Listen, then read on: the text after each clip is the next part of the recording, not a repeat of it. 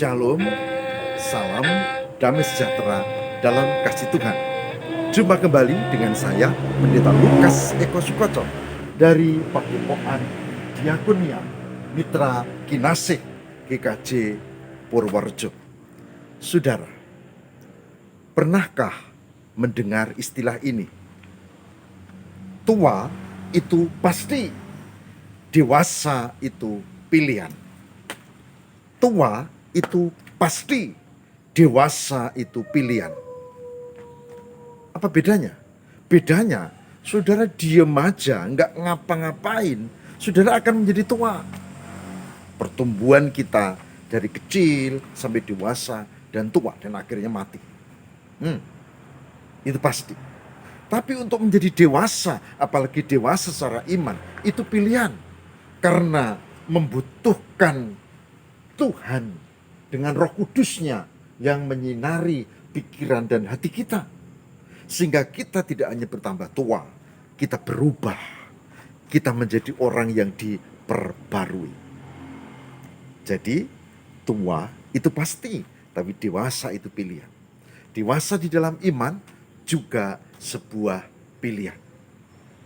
Saudara, saya berharap tema ini menjadi penting dan menjadi inspirasi buat saudara-saudara. Saya punya satu ilustrasi yang penting, yaitu tentang gelas kotor dan kucuran air di keran yang membuat gelas itu menjadi bersih. Tentu tidak sekali, tapi beberapa saat. Coba, mari kita cermati hal ini. Cermati tentang ilustrasi gelas kotor yang dikucuri air dari keran dan menjadi bersih. Nah, sekarang lihatlah, ada segelas kopi kalau tidak salah itu ya. Pokoknya gelasnya kotor banget diletakkan gitu di tempat cucian, saudara. Dan gelas kotor ini bagaimana caranya menjadi bersih? Ya, ternyata diarahkan ke keran dan keran air. Nah, keran air itu mulai dinyalakan dan gelas yang kotor itu perlahan menjadi bersih ya. Tapi aduh, airnya kok mati nih. Tidak bisa kalau airnya mati, karena itu tidak akan bisa membersihkan dengan tuntas. Nah, syukurlah itu airnya mulai datang lebih deras itu. Nah, ini makin kelihatan tidak hitam lagi tapi coklat ya. Sudah mulai bersih gitu. Sudah mulai bersih.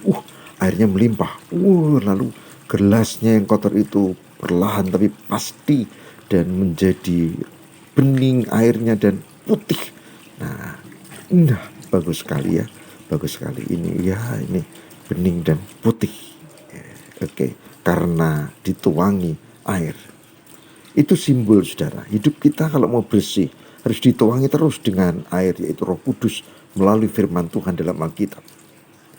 Itu tidak ada cara lain. Hidup kita kalau mau bersih ya harus dibersihkan, yaitu Tuhan. Dan itu ada simbol curahan air dan itu adalah karya Allah. Itu penghayatan kita. Oleh sebab itu, saudara-saudara, mari kita menjadi seperti gelas itu ya. Kalau kotor ya kita minta Tuhan, kita mohon penyertaan Tuhan untuk mengangkat satu tema yang kita refleksikan di kelompok. Untuk menjadi bersih seperti gelas tadi dibutuhkan air yang terus mengalir secara konstan, dan air itu yang membersihkan gelas tadi. Saudara, untuk hati yang bersih, untuk jiwa yang bersih, untuk iman yang makin baik, maka dibutuhkan Roh Kudus, intervensi Tuhan, Roh Kudus. Dan kita menemukan di dalam kesaksian Alkitab. Karena Alkitab itu berfungsi untuk menunjukkan jalan, untuk mengajar kita, untuk menegur kita, dan untuk menghibur juga. Mari kita lihat dari kitab 2 Timotius 3 2 Timotius 3 ayat 16 dan 17. 2 Timotius 3 ayat 16 dan 17 yang demikian sabdanya. Segala tulisan yang diilhamkan Allah. Segala tulisan yang diilhamkan Allah memang bermanfaat untuk mengajar, untuk menyatakan kesalahan, untuk memperbaiki kelakuan, dan untuk mendidik orang dalam kebenaran. Dengan demikian, tiap-tiap orang, tiap-tiap manusia kepunyaan Allah diperlengkapi untuk setiap perbuatan baik. Oke, saya baca ulang. Segala tulisan yang diilhamkan Allah memang bermanfaat untuk mengajar, untuk menyatakan kesalahan, untuk memperbaiki kelakuan, dan untuk mendidik orang dalam kebenaran. Dengan demikian tiap-tiap manusia kepunyaan Allah diperlengkapi untuk suatu perbuatan baik. Oke, jelas Alkitab berguna untuk mengajar. Ini loh yang benar. Ini loh yang gak benar. Di Injil Matius 6 misalnya. Ini loh kalau sedekah yang benar. Sedekah. Ini loh kalau doa yang benar itu. Ini loh puasa yang benar itu. Bukan yang kayak gitu. Itu ditunjukkan untuk mengajar. Untuk menyatakan kesalahan. Ini loh perbuatan yang benar itu. Gitu. Ya. Dan seterusnya. Lalu untuk memperbaiki kelakuan orang sadar dan berbuat baik. Nah, dengan lagu ini, Sakius orang pendek, kecil betul dia naik pohon ara, hendak melihat Yesus. Oke. Lalu Yesus datang, Sakius turunlah. Sapaan Yesus membuat Sakius berubah. Dan itu diceritakan di dalam Alkitab. Kita tahu, oh memang Alkitab untuk mendidik orang dalam kebenaran, untuk memperbaiki kelakuan, dan Sakius menjadi pengikut Yesus. Itu saudara. Oleh sebab itu jangan heran kalau dalam kitab Amsal dikatakan, juga di dalam Mazmur,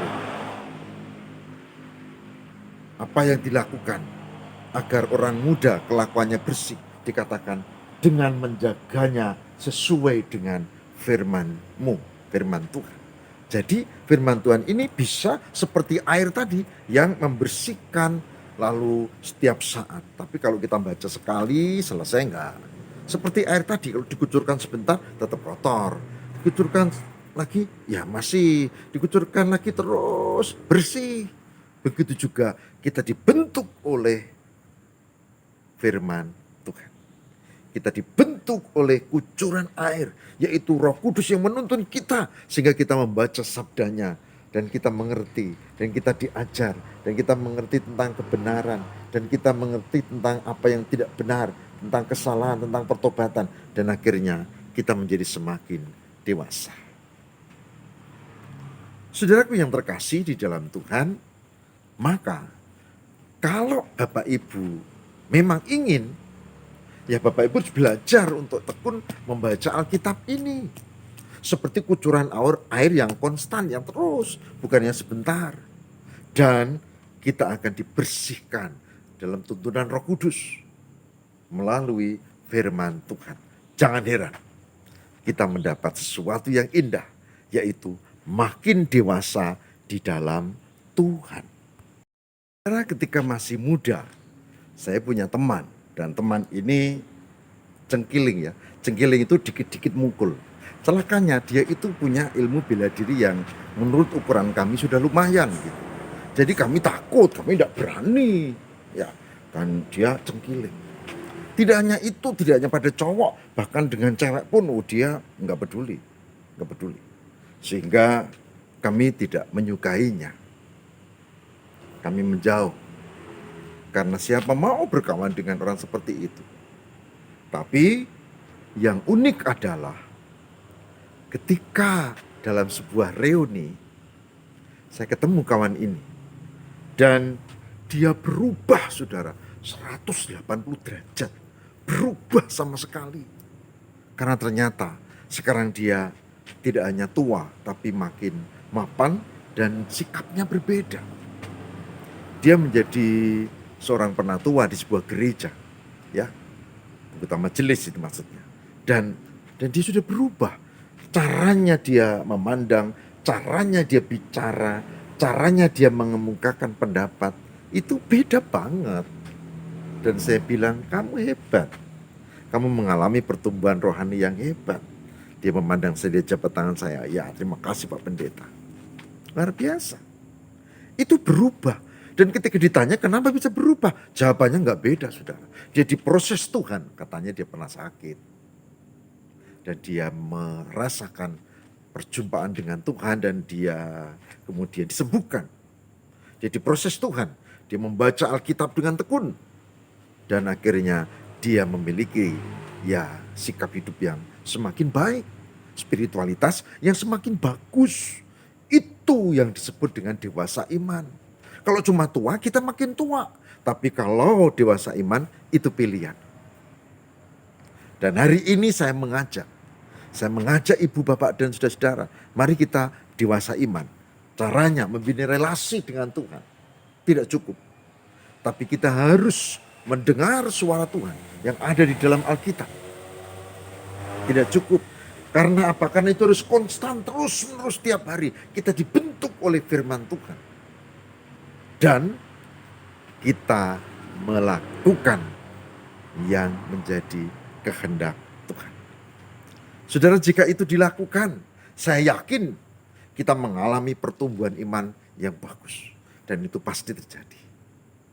Baik saudara, mari kita hayati hal ini, dan cara yang paling baik adalah memohon Roh Kudus supaya kita mampu untuk dibentuk, ya, dosa-dosa kita dibersihkan oleh Tuhan Yesus. Kemudian Roh Kudus menyertai kita dan kita makin akrab dengan firman Tuhan.